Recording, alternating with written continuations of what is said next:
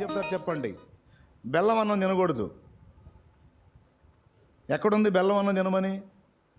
హైందవులు పొంగల్ చేసుకుంటారు వారు ఆరాధించే వాటికి. బెల్లం అన్నం తినకూడదు.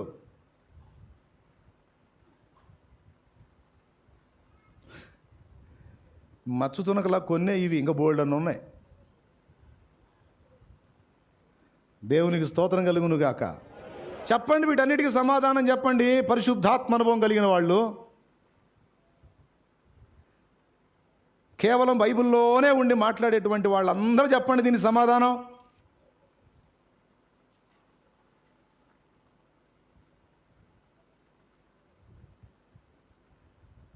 పెద్ద గుర్తింపబడ్డ దైవజనులే ఎవడు ఏ ఒత్తిడి చేయకపోయినా సూత్రం కట్టారు. ఎందుకు? ఇవన్నీ కనపడలేదా? వీటి మీద మరి ఎందుకని పోస్టులు చేయాలా? అది కాదు, శాలేమన్న ఒక మాట వదిలితే వైరల్. అది దేవునికి స్తోత్రం కలుగును గాక. హల్లెలూయా. అదేంటంటే దేవుడు నాకు కృపనిచ్చాడు, దేవునికే స్తోత్రం. నేను వాళ్ళనేం తప్పుపట్టాడు, ఎగతాళి చేయట్లేదు, ఇతర దైవజనులు విమర్శించట్లేదు. వాళ్ళు ఎందుకు అలా చేసి ఉండొచ్చు? అన్నిటిని మనం ఫాలో అవ్వాలంటే తెలుగు బైబిల్ని కూడా వదిలిపెట్టాలా, హీబ్రూ బైబిల్ తెచ్చుకోవాలా. సచ్చినట్టు అందరం ముస్లిం సోదరులు కానీ అరబ్బీ నేర్చుకున్నట్టు మనం కూడా నేర్చుకోవాలా. నేర్చుకొని ఇక ఆ భాషలో మనం మాట్లాడాలి, ఆ భాషలో చదవాలి. ఎందుకంటే మనకెందుకండి సాంప్రదాయిక భాష, అన్యుల భాష? చెప్పండి. నువ్వు స్తోత్రం చెప్పడానికి లేదా? దేవుడనే పదం వాడటానికి లేదా? భగవంతుడనే పదం వాడటానికి లేదా? ఈ బైబిల్ని అనువదించిన వాళ్ళు ఎవరు? విలియం కేరీ గారు అన్నాం. విలియం కేరీ గారు ఎవరి దగ్గర నేర్చుకున్నారు తెలుగు భాష? వ్యాకరణం తెలిసి, పాండిత్యం తెలిసి, తెలుగు మూలాలన్నీ ఎరిగినటువంటి బ్రాహ్మణుల దగ్గరే నేర్చుకున్నాడు ఆయన. మరి మనకెందుకండి? మనం హీబ్రూ బైబిల్ తెచ్చుకొని చదువుకుందాం. వాళ్ళ ఆచార సంబంధమైన భాష, వాళ్ళ సాంప్రదాయిక భాష మనకెందుకండి? మాటలు కూడా హీబ్రూలోనే మాట్లాడదాం.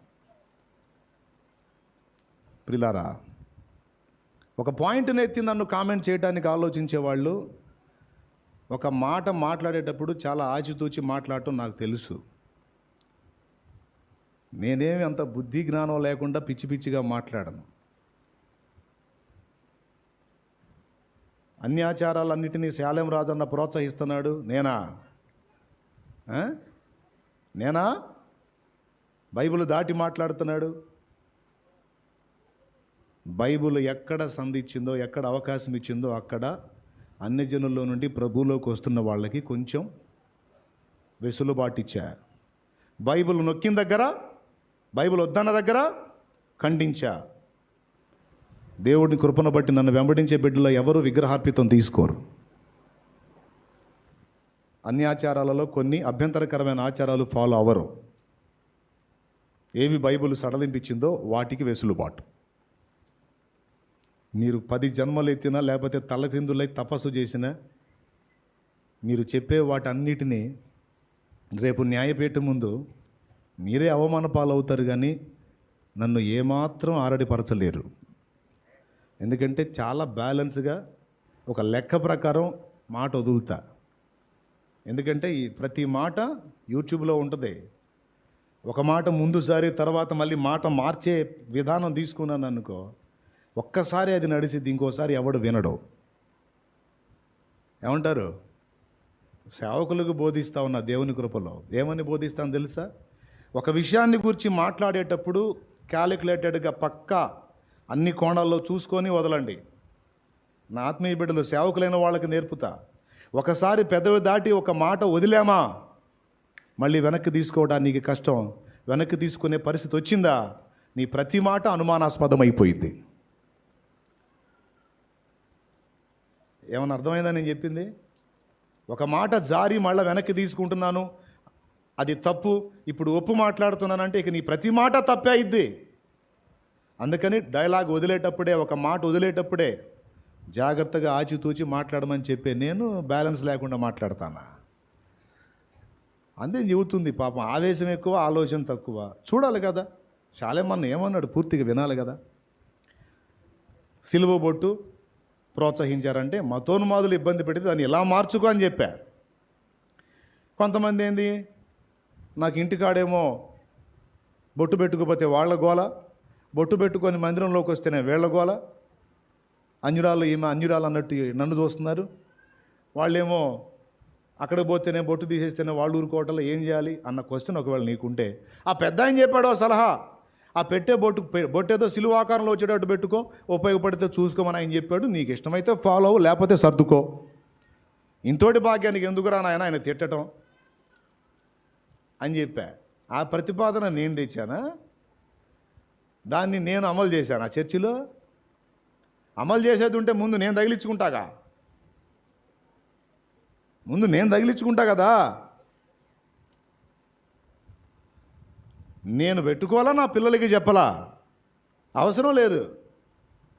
ఒకవేళ మతోన్మాదులు అటాక్ చేసిన సందర్భంలో ఒకవేళ నిన్ను అభ్యంతర పెడితే దాన్ని సిలువాకారంలో మార్చుకో, దాన్ని చూపించి కూడా సువార్త చెప్పు, దాన్ని అలా వినియోగించుకునే సలహా చెప్పా. ఇది సత్యం.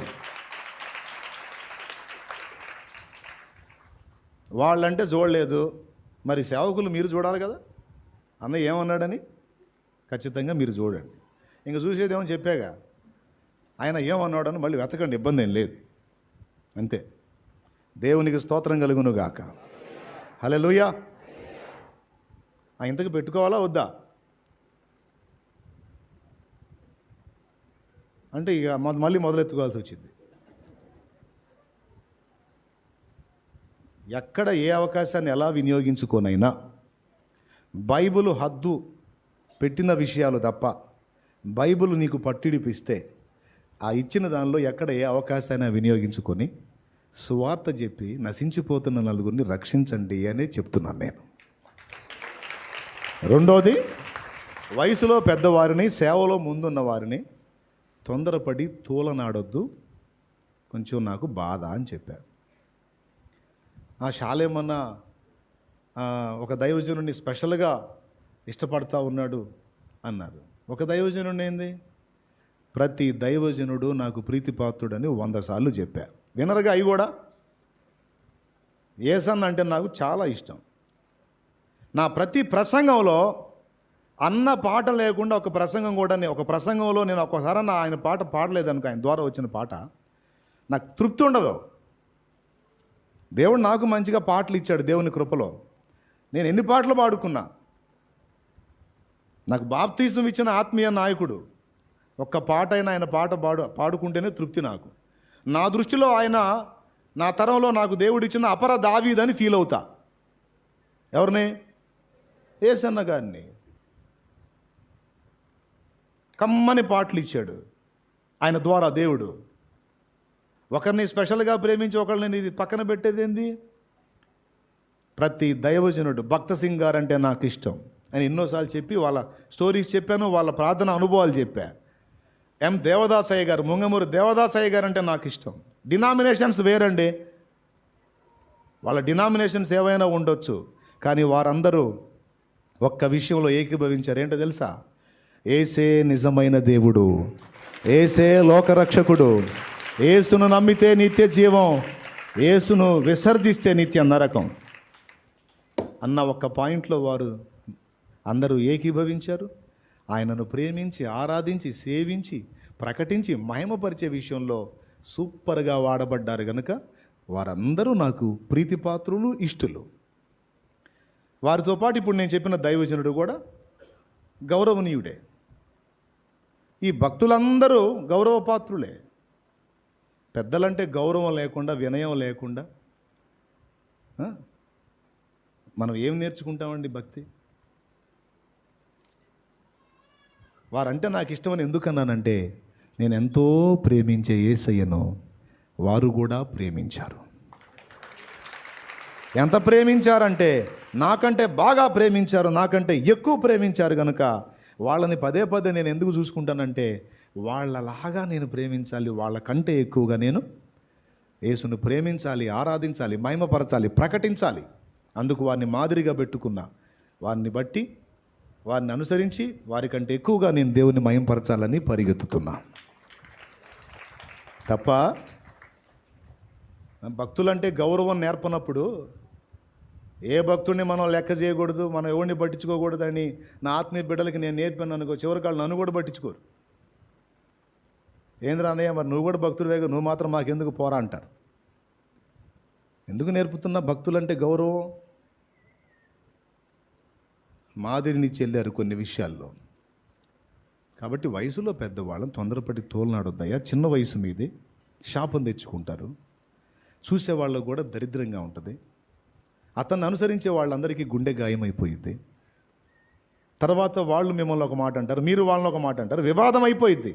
దీనివల్ల మన ఐక్యత చెడిపోయి దేవునికి ఏం అవమానం కలిగిద్ది, సాతానుకు లాభం కలిగిద్ది. ఆ పని చేయకండి, కొంచెం ఆలోచించండి అని చెప్పా.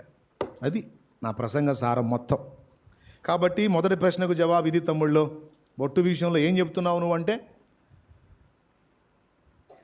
యేసుక్రీస్తును నమ్మి మారు మనసు పొంది పాపక్షమాపణ నిమిత్తమై బాప్తిస్మం పొంది బొట్టు విషయంలో అభ్యంతరం లేకుండా కుటుంబం, సమాజం సపోర్ట్ చేస్తే దాన్ని పెట్టుకోవాల్సిన అవసరం మనకి లేదు.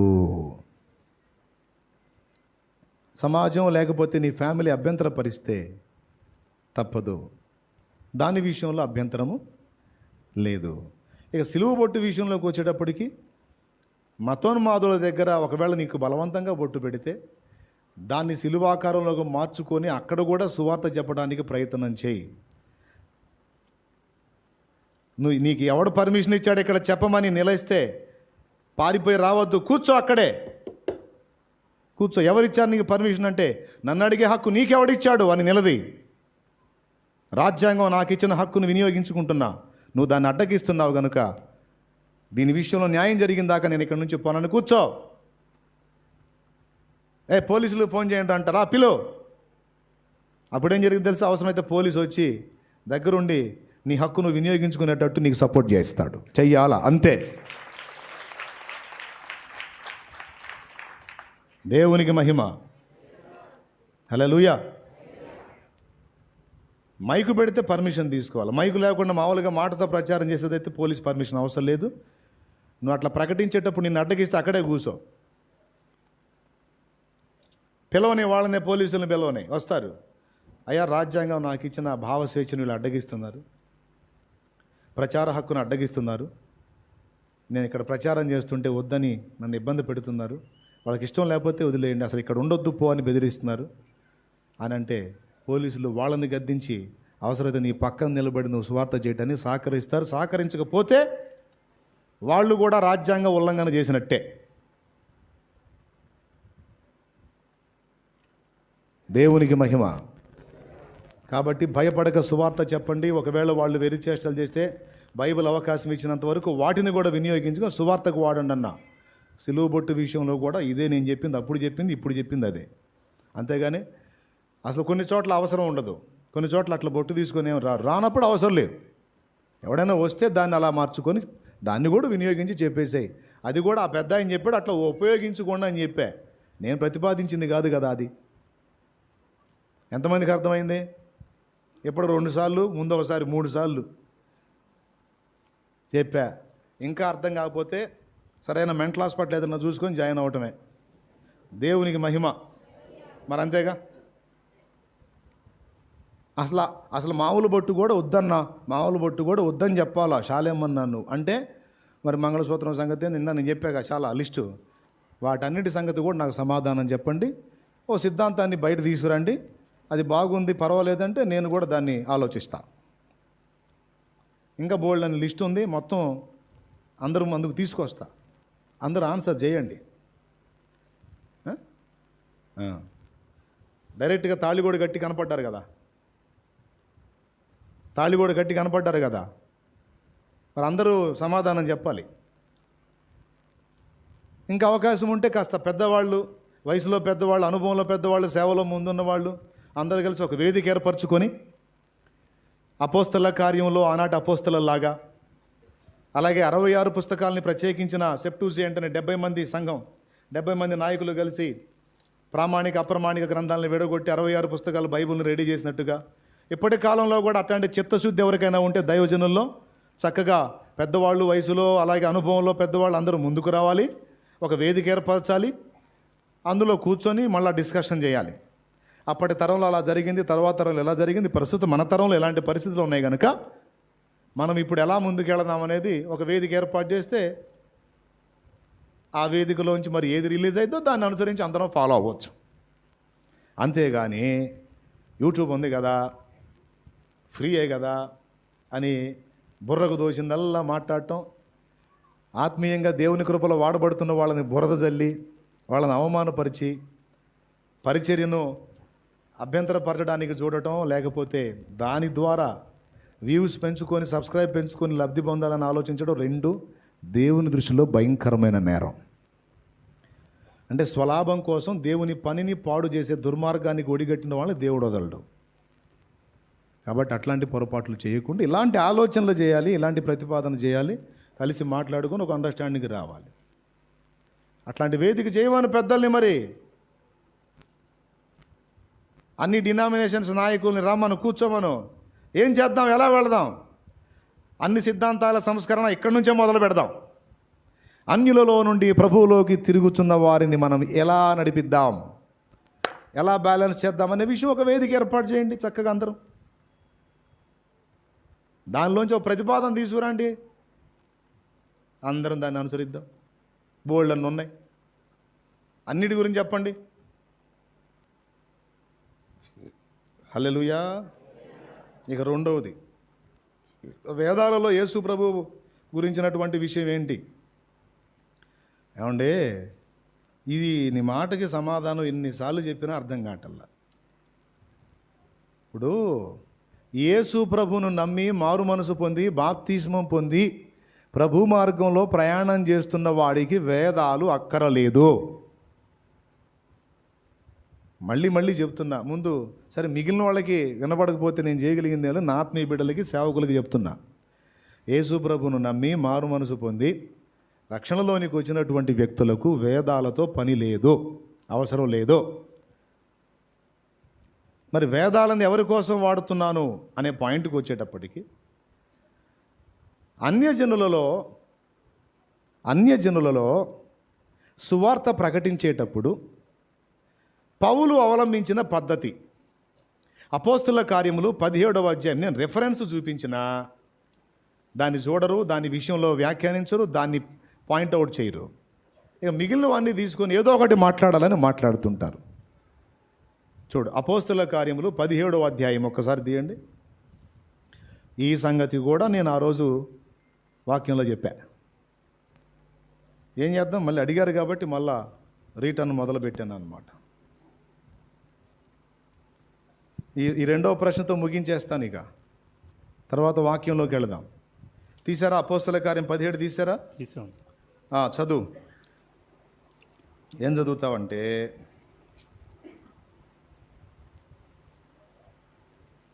16వ వచనం నుంచి చదువు. 17వ అధ్యాయం 16వ వచనం నుంచి చదువు.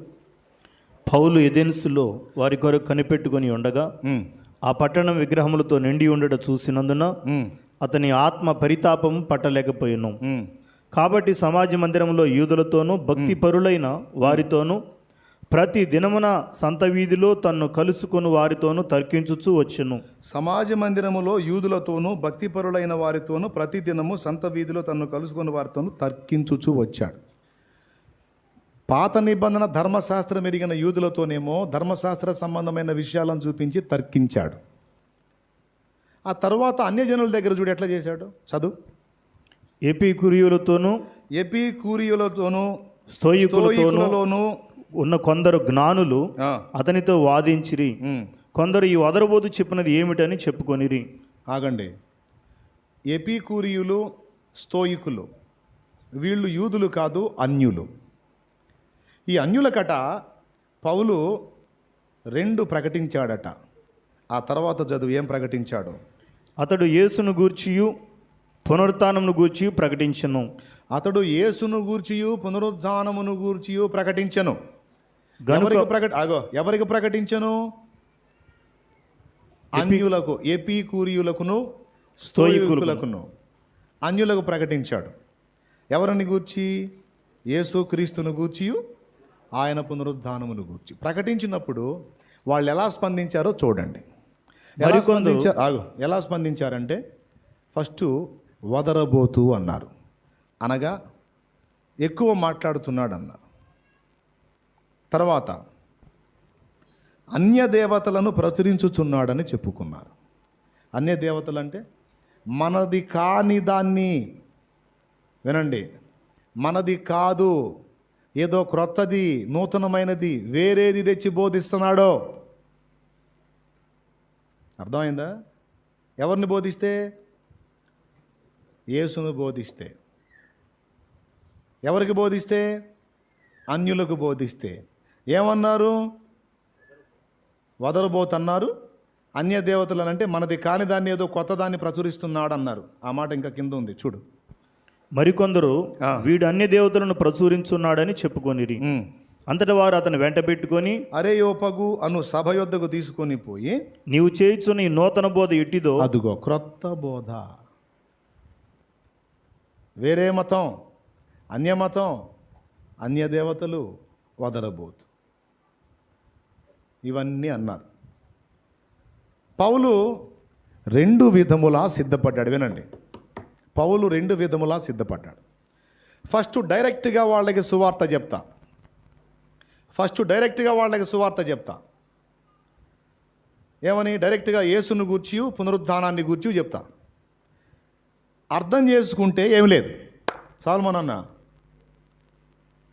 రాసుకో. అర్థం చేసుకుంటే ఏమి లేదు. ఒకవేళ అర్థం చేసుకోలేదనుకో, నువ్వేదో కొత్త వ్యవహారం చెబుతున్నావు, కొత్త మ్యాటర్ చెబుతున్నా, మాకు అర్థం కావట్లా, నీ సోపేందో అన్నారు అనుకో, అప్పుడు వాళ్ళ వాటిలో నుండే తీసుకొని వాళ్ళకి అర్థమయ్యేటట్టు మ్యాటర్ అందించాలి అని 2 విధాలా ప్రిపేర్ అయ్యాడు. దేవునికి స్తోత్రం. అందుకని ఫస్ట్ రౌండ్లో డైరెక్ట్గా యేసుక్రీస్తుని గూర్చియో పునరుద్ధానాన్ని గూర్చి చెబితే వాళ్ళు ఏమన్నారు? అన్య దేవతలు, క్రొత్త బోధ, వదలబోతు అన్నారు. రివర్స్ అయ్యారు. అందుకని ఆ పౌలుని సభ దగ్గరికి తీసుకెళ్ళినప్పుడు పౌలు మళ్ళా యేసుక్రీస్తు అనే పేరు వాడాడా? అక్కడ యేసుక్రీస్తు అనే పదం వాడాడా? ఒక్కసారి చూడండి. ఆ తర్వాత మొత్తం చదవండి. కొన్ని క్రొత్త సంగతులు మా చెవులకు వినిపించుచున్నావు గనుక వీటి భావమేమో మేము తెలుసుకొని కోరుచున్నామని చెప్పిరి. ఎథెన్సు వారందరూ అక్కడ నివసించు పరదేశులను ఏదో ఒక క్రొత్త సంగతి చెప్పుట యందును వినుట యందు మాత్రమే తమ కాలము గడుపుచూ నుండువారు. పౌలు అరేయోపగు మధ్య నిలిచి చెప్పినదేమనగా, ఎథెన్సు వార్లారా, మీరు సమస్త విషయముల్లో అతి దేవతా భక్తి గలవారై ఉన్నట్లు నాకు కనపడుచున్నది. నేను సంచరించుచు మీ దేవతా ప్రతిమలను చూచుతుండగా ఒక బలిపీఠము నాకు కనపడిను. దాని మీద తెలియబడిన దేవునికని వ్రాయబడి ఉన్నది. ఇప్పుడు ఎట్లా వచ్చాడో చూడు. ఫస్ట్ ఏమో డైరెక్ట్, తర్వాత డైరెక్ట్గా చెప్తే వీళ్ళకి అర్థం కాలేదు కాబట్టి వాళ్ళ వాటిని ఏదన్నా ఉపయోగపడితే వినియోగించుకొని దానిలో నుంచి చెప్పాలని ముందే ప్రిపేర్ అయ్యాడు. ప్రిపేర్ అయ్యి ఏం చేశాడు? సంచరించి వారి దేవతా ప్రతిమలను చూశాడు. దాంతోపాటు ఏదన్నా ఆధారం చేసుకొని వాళ్ళకి క్రీస్తును పరిచయం చేయడానికి ఏదన్నా దొరికిద్దేమని ట్రై చేస్తే తెలియబడని దేవునికని రాయబడిన బలిపీఠం ఒకటి కనపడింది. దొరికింది. వీళ్ళు చేసే అన్ని ఆరాధనలతో పాటు ఇది కూడా పెట్టుకున్నారు. బలిపీఠం కట్టుకున్నారు, దాని మీద తెలియబడని దేవుని కానీ రాశారు. ఇప్పుడు ఇందులో నుంచి వెళ్ళాలా అని ప్లాన్ చేసుకొని ఆ ప్లాన్ ప్రకారం, ఆ ఆలోచన ప్రకారం ఆ అన్ని జనులకు ఎలా పరిచయం చేశాడో చూడండి. ఏథెన్సు వారలారా, ఇక నేను చదువుతాను, జాగ్రత్తగా వినండి. ఏథెన్సు వారలారా, మీరు సమస్త విషయములలో అతి దేవతా భక్తి గలవారై ఉన్నట్టు నాకు కనబడుచున్నది.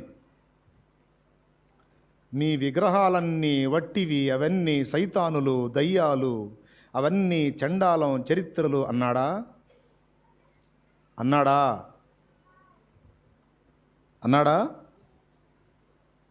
అలా చెప్పొచ్చా?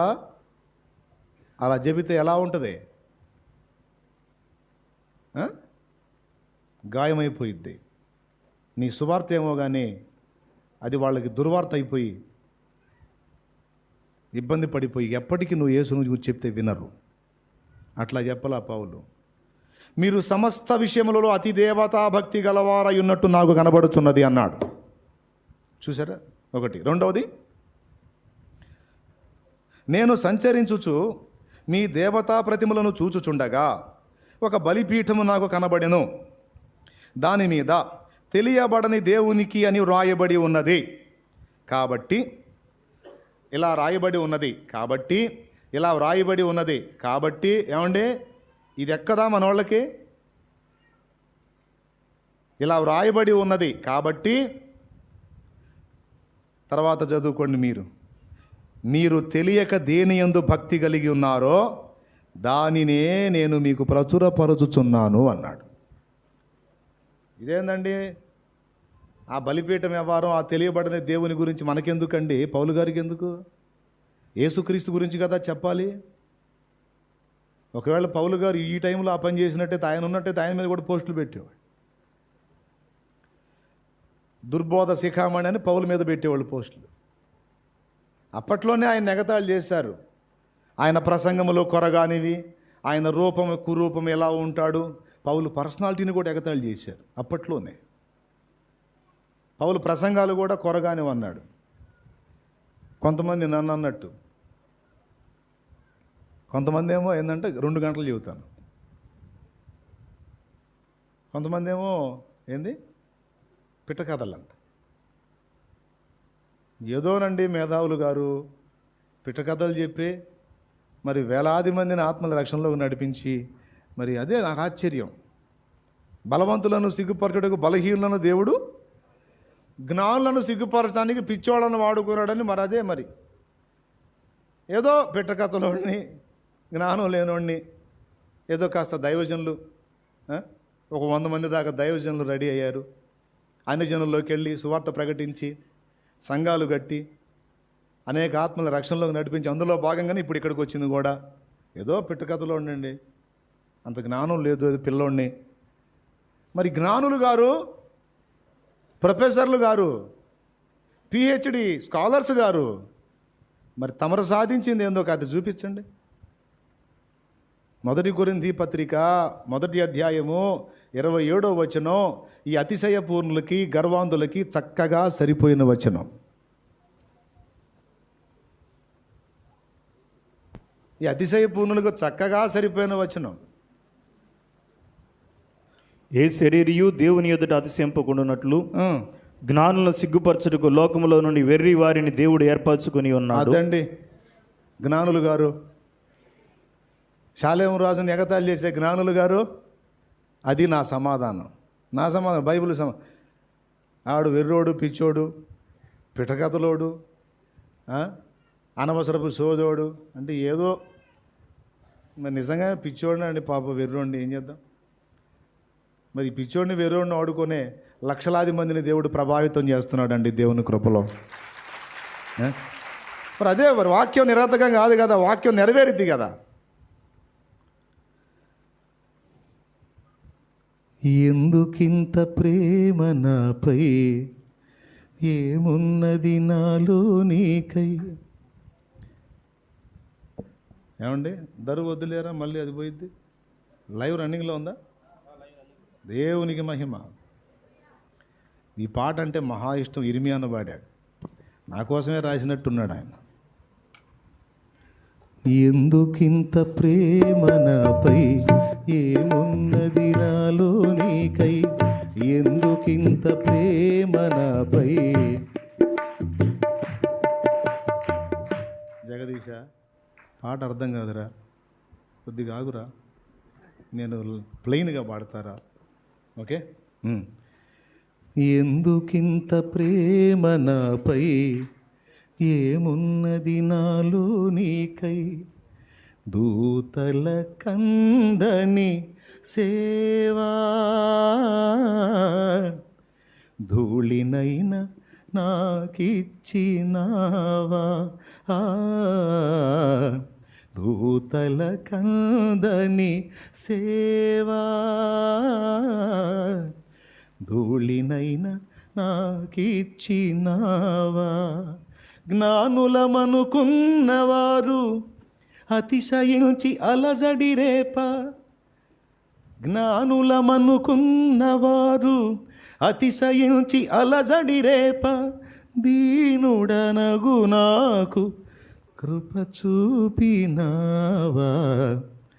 ప్రేమించే యేసయ్య నీవుంటే చాలయ్యా, ఎవరున్నా లేకున్నా జీవించగలనయ్యా. అద్భుతం కదా. స్కాలర్స్ అండి, పండితులు, మేధావులు, ఏదో తిన్నోడిని. నేను కూడా అదే పాడుకున్నా, దేవుడు నాకు ఇచ్చిన పాటలు అదే పాడుకున్నా. ఏమని? గనులు జ్ఞానులు ఈ లోకంలో ఎందరూ ఉండగను, ఘనహీనుడను వెర్రివాడను నన్ను ప్రేమించితివా. ఏమున్నదయ్యా నీ కొరకున్నాను. నేను కూడా పాడుకున్నా. ఘనులు జ్ఞానులు ఈ లోకంలో ఎందరూ ఉండగను, ఘనహీనుడను వెర్రివాడను నన్ను ప్రేమించితివా. ఏమున్నదయ్యా నీ కొరకు నాలో, బలము నీదేను యేసయ్యా, బలహీనుడను నేనయ్యా. దైవకృప వల్ల ఈరోజు కూడా చిన్నవాడైనా జ్ఞానం సరైన దేవుని మాట సరిగ్గా బోధిస్తే వినటానికి ఇప్పుడైనా సిద్ధం. శాలెమన్న ఎప్పటికీ గర్విష్టి కాదు, ఎప్పటికీ అహంభావి కాదు, అతిశయపూర్ణుడు కాదు, ఏముంది వీళ్ళు చెప్పి అనేవాడు కాదు. వినే ఛాన్స్ ఉంటే, నేను ఎన్నోసార్లు చెప్పా, పేటలో ఉండి ఆ రోజు నాకేం లేకపోతే ఎవరైనా దైవజనుడు ఏదైనా కూటం పెడితే ప్రశాంతంగా పోయి కూర్చొని వింటా. ఎచ్చులు పడను. నాకు అన్నీ తెలుసు, నాకు బాగా నాలెడ్జ్ ఉంది, నేను స్కాలర్ని, నేను పండితుడని కష్టపడి తెలుగుని ఇంగ్లీష్ లాగా మాట్లాడను. కొంతమంది స్కాలర్స్ అని చెప్పుకున్న వాళ్ళు ఉంటారు. వాళ్ళ స్కాలర్స్ అంతా ఎక్కడ అర్థమవుతుందంటే వాళ్ళ పాండిత్యం తెలుగుని కష్టపడి ఇంగ్లీష్లో మాట్లాడటం ట్రై చేస్తుంటారు. అట్లేం తిప్పలు చక్కగా వెళ్ళి ఎవరు మాట్లాడినా కూర్చొని వాక్యం వింటా. కొన్ని చోట్లకైతే వాక్యం వింటానికి పోతే చాలామంది వచ్చాడు, నన్ను తీసుకెళ్ళి స్టేజ్ ఎక్కిస్తున్నారు. అందుకని గెటప్ మార్చుకొని ఈ ప్యాంట్ పైకి మడుచుకొని వాక్యం వినాలని ఆశ, కర్చీపు కట్టుకొని కలర్ బట్టలు వేసుకొని కూర్చొని ఎక్కడో మూలన కూర్చొని, ఎందుకంటే నేను వచ్చానని వాళ్ళకి ఏదో కాస్త గుర్తింపు ఇచ్చాడు కదా దేవుడు. ఏదో వెర్రోడిని పిచ్చోడిని అయినా దేవుడు ఏదో కాస్త గుర్తింపు ఇచ్చాడు కదా. ఎక్కడికైనా పోయి కూర్చున్నాను అనుకో, అక్కడ కొంచెం హడావుడైద్ది. అది నాకు ఇష్టం లేదు. వాళ్ళు ఏదో కూటం పెట్టుకున్నారు, వచ్చారు, ఎవరో దైవజనుడు వాక్యం చెప్తున్నారు, విందాం, ఏం పోయింది, ఖాళీగా ఉంది, సమయం దొరికింది, 4 ముక్కలు వేసాయి, ఏమన్నా నాతో మాట్లాడతాడేమో దైవజనుడు నోటి నుంచి అని ఆశ. పోయి కూర్చుంటా. ఎచ్చులున్నాయి,